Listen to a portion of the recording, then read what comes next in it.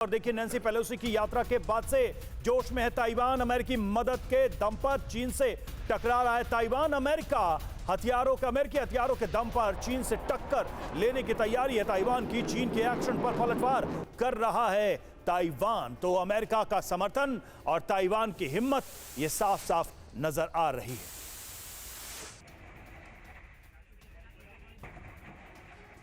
तो आखिरकार ताइवान को हिम्मत कहां से मिल रही है? पूरी दुनिया जानती है कि अमेरिका पूरी तरह से ताइवान के साथ खड़ा है और इसी हिम्मत की बदौलत चीन जैसे ताकतवर मुल्क से भिड़ने की ताइवान कोशिश कर रहा है। और इस फायरिंग को इसी से जोड़कर देखा जा रहा है कि ताइवान ने इस फायरिंग के जरिए एक बड़ा संदेश देने की कोशिश की और यह जताने की कोशिश कि बेशक हमारी सेना आपसे छोटी हो, हम क्षेत्रफल में आपसे छोटे हो, लेकिन अगर हमारी संप्रभुता पर सवाल उठेगा तो हम आपको छोड़ेंगे नहीं और हम आपको जवाब। सूअर पालना बहुत ही ज्यादा लाभदायक है।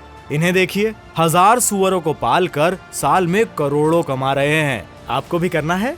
इनसे सीखना है तो फ्रीडम ऐप को अभी डाउनलोड करें। देकर ही दम लेंगे। और आखिरकार आपको बता दें बिग बॉल के जरिए कि ताइवान की हिम्मत का आखिरकार राज क्या है। ताइवान को 1.1 अरब डॉलर के हथियार अमेरिका देने का फैसला कर चुका है और इसका ऐलान भी किया जा चुका है। ताइवान को 60 एंटी शिप मिसाइल देगा अमेरिका, यह भी फैसला किया जा चुका है। और इसी के दम पर ताइवान आंखें तरेता हुआ चीन को दिखाई दे रहा है। 100 जमीन से जमीन पर मार करने वाली मिसाइलें भी अमेरिका ने ताइवान को देने का फैसला कर लिया है। इसके साथ साथ 12 करोड़ अमेरिकी डॉलर के कल पुर्जे ताइवानी नौसेना के लिए देने का भी ऐलान किया गया है, क्योंकि चाइना की ताकत को अमेरिका जानता है और अमेरिका चाहता है कि अगर चीन ताइवान की तरफ नजरें उठाए तो ताइवान उसको जवाब दे। अमेरिका पहले ही ताइवान को 5000 करोड़ डॉलर के हथियार दे चुका है। 1979 से लेकर 2020 तक ताइवान को मिले 77% हथियार अमेरिका के ही बने हुए हैं, यानी ये एसोसिएशन बहुत लंबा है। 2009 से लेकर 2017 के बीच यूएस ने 1400 करोड़ डॉलर के हथियार ताइवान को पहले ही दिए जा चुके हैं। 2019 अमेरिका ने ताइवान को 800 करोड़ डॉलर में 66 F-16 लड़ाकू विमान भी दे दिए थे, ताकि आसमान में भी इस तरह से अगर जंग हो तो ताइवान कहीं से कमजोर न पड़े। त्रिपाठी सर, मैं इस बात को समझना चाहूंगा आपसे और ये जानना भी चाहूंगा कि एक तरफ अमेरिका यूरोप के एक कोने में अपनी ताकत का एहसास कराकर यूक्रेन को पूरी ताकत दे रहा है और यूक्रेन अमेरिका के दम पर हथियार समेत जो भी मदद मिल रही है उसके दम पर रशिया से भिड़ रहा है, और दूसरी तरफ अब ताइवान को मदद देकर क्या संदेश देने की कोशिश, और क्या ताइवान सचमुच चीन से लड़ सकता है? देखिए, एक बहुत ज़रूरी बात, बहुत इंपॉर्टेंट बात आपने कही। वो यूक्रेन जो कुछ साल पहले टोटली डिफेंसिव था अगेंस्ट रशिया के, अभी ऑफेंसिव हो गया है। वो ऑफेंसिव एक्शन कर रहा है और वही चीज़ ताइवान में है। अभी आपने जो जितने डिटेल्स बताए, मैं उसमें 2-3 ऐड कर दूं। F-16U-5 जो लेटेस्ट फाइटर बॉम्बर है वो मिल चुके हैं ताइवान को।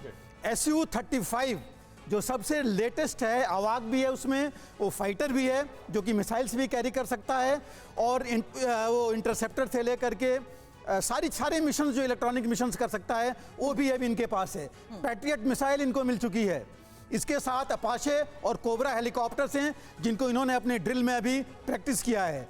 इसके अलावा 1.7 लाख की इनकी खुद की आर्मी है और 8 लाख इनके वॉलंटियर्स हैं जो ट्रेंड हैं, जिनको ऐड कर सकते हैं। तो इसके बेसिस पर ताइवान भी अपनी आक्रामकता दिखा रहा है। लेकिन 3 दिन पहले जब इसी पेंगू आइलैंड पर और किनमेन पर इनकी प्रेसिडेंट गई थी वहां पर, तो उन्होंने बोला था कि हम उकसाएंगे नहीं जी, जो उकसाएगा चाइना हमको, हम उसका सामना करेंगे। उसी को लेकर उसी आइलैंड से एक रिपोर्ट यहां पर त्रिपाठी सर दिखा देते हैं, क्योंकि जिस किनमेन आइलैंड पर चीन के ड्रोन ने दाखिल होने की कोशिश की है, उसी किनमेन आइलैंड पर 4 दिन पहले ही TV9 भारतवर्ष की टीम पहुंची थी। TV9 भारतवर्ष संवाददाता मनीष झा की ये खास रिपोर्ट।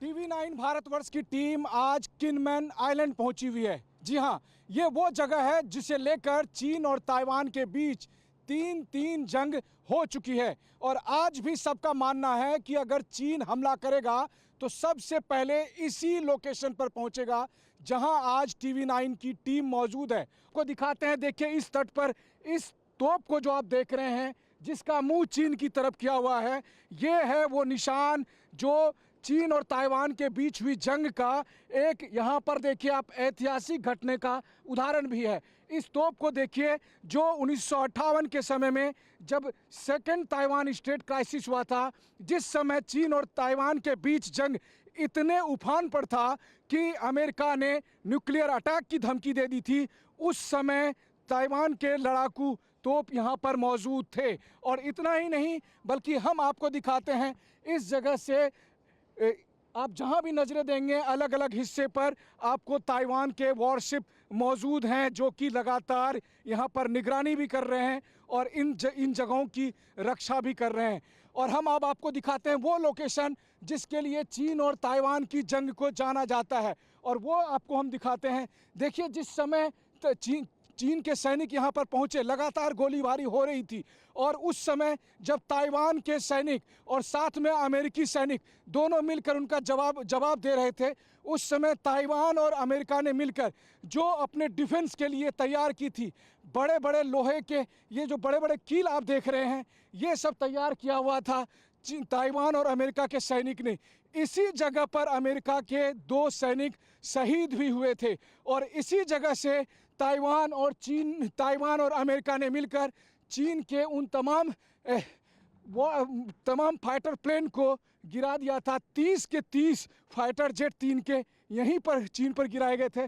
और अब हम आपको दिखाते हैं, ये देखिए इस जगह को जो आप देख रहे हैं, ये जो आप लोहे के मोटे मोटे लोहे के ये अपनी रक्षा के लिए ताइवान और अमेरिकी सैनिकों ने तब लगाए थे जब उन्हें अंदेशा था कि चीन के वॉरशिप जब आएंगे और जब उसके सैनिक उतरेंगे तो उस समय ये उसकी रक्षा करेगा। हालांकि अब इस पर जंग लग चुकी है, लेकिन इसके बावजूद चीन और अमेरिका के चीन और ताइवान के बीच जो तनाव है वो इस समय उफान पर है।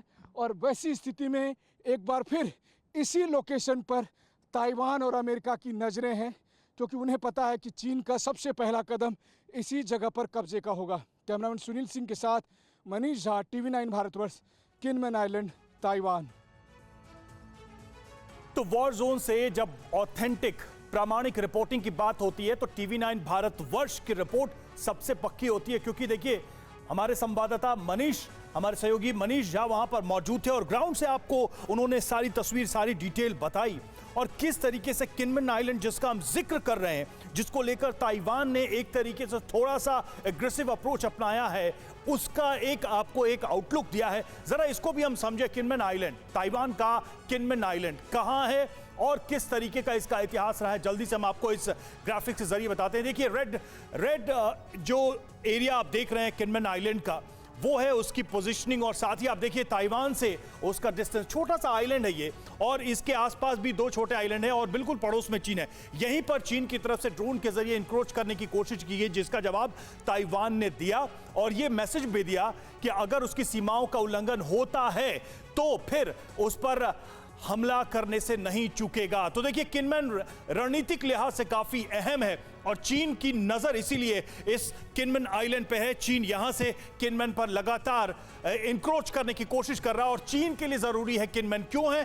किनमेन पर कब्जे के बाद ताइवान पर दबाव बढ़ेगा, और जिनपिंग का पहला निशाना होगा किनमेन आइलैंड। अगर युद्ध की शुरुआत होती है, हमले होते हैं, तो सबसे पहले किनमेन को टारगेट किया जाएगा, जहां से ताइवान ने फायर किया है ड्रोन पर। क्यों खास है किनमेन, जरा इसको भी हम समझाते हैं आपको। किनमेन पर 73 साल से कब्जा करने में चीन नाकाम रहा है। उसकी पूरी हिस्ट्री की बात करें, जैसा कि सिंह सर बता भी रहे थे, किनमेन की वजह से ताइवान पर कब्जा नहीं कर पाया चीन, और 3 बार, जी हां 1-2 बार नहीं, 3 बार ताइवान की सेना ने चीन को हराया है, मात दी है, शिकस्त दी है। चीन की सीमा से सिर्फ 2 किलोमीटर की दूरी पर है, और किनमेन द्वीप के समंदर किनारे वहां पर कील भी गड़ी हैं, जैसा कि मनीष बता भी रहे थे। और ये वो उस युद्ध के ऐतिहासिक साक्ष्य हैं जिसमें एक संघर्ष हुआ है इस आइलैंड को लेकर, और लगातार चीन को मात खानी पड़ी है। तो ये अपने आप में एक प्रश्न तो है कि एक लंबा इतिहास इस पर कब्जा करने का कोशिश चीन की तरफ से वो अब तक नाकाम रही है। इस बार भी देखिए वही कोशिश चल रही है, कितनी सफलता मिल पाएगी चीन को। और वाकई में चीन के लिए अगर ये इतना महत्वपूर्ण है तो ताइवान भी इस बात को समझता है, तो ताइवान की भी तैयारी पूरी होगी। भारद्वाज सर, ये सवाल आप ही से, ताइवान भी तो तैयार होगा, उसे पता है कि यहां पर अगर चीन बैठा तो हमारे गले पर बैठ जाएगा। देखिए, रणनीतिक दृष्टि से आप देखते हैं, दो तीन बातें साफ कर दूं। पहली बात कि ताइवान और चीन में अगर आप सैनिक दृष्टि से देखते हैं या आर्थिक दृष्टि से देखते हैं या भौगोलिक दृष्टि से देखते हैं, बहुत असमानता है, एसिमेट्रीज है। अब उसको ताइवान काउंटर करना चाहता है। दो स्ट्रेटेजी ताइवान की रही है। पहली स्ट्रेटेजी जो रही है कि डिनाइल स्ट्रेटेजी, कि हम अपने सूचना तंत्र, अपने गार्ड्स को, अपनी इंटेलिजेंस को या टूल्स और टेक्निक्स को इतना मजबूत किया जाए कि कोई भी किसी भी तरीके का जो हमला चाइना का होता है उसको हम रोक पाए। डिनाइल स्ट्रेटेजी हम उसको कहेंगे। दूसरा जो स्ट्रेटेजी है वो है डिटरेंस बाय पनिशमेंट, कि अगर चाइनीज़ किसी भी तरीके का स्पाई, जैसे ड्रोन की बात हुई, ड्रोन इधर आया तो उसको हम मार गिराएंगे, उसको हम कर पाएंगे। इसके लिए ताइवान ने जो तीसरी स्ट्रेटेजी अपनाई है कि बैलेंस ऑफ थ्रेट, और वो बैलेंस ऑफ जो थ्रेट पॉलिसी है वो उसको कि एक्स्ट्रा रीजनल पावर अमेरिका को ताइवान में लेके आइए और उसमें उसके साथ में आप सैनिक गठबंधन कीजिए और अपने आप को इतना मजबूत कीजिए कि चाइना को लहूलुहान कर दे। जो पोर्कुपियन स्ट्रेटेजी जो होती है कि चाइना अगर किसी भी तरीके से ताइवान की तरफ बढ़ता है तो हम उसको लहूलुहान करेंगे, खत्म करेंगे। आपने जो फर्स्ट थ्योरी कही सुअर पालना बहुत ही ज्यादा लाभदायक है। इन्हें देखिए, 1000 सुअरों को पालकर साल में करोड़ों कमा रहे हैं। आपको भी करना है, इनसे सीखना है तो फ्रीडम ऐप को अभी डाउनलोड करें।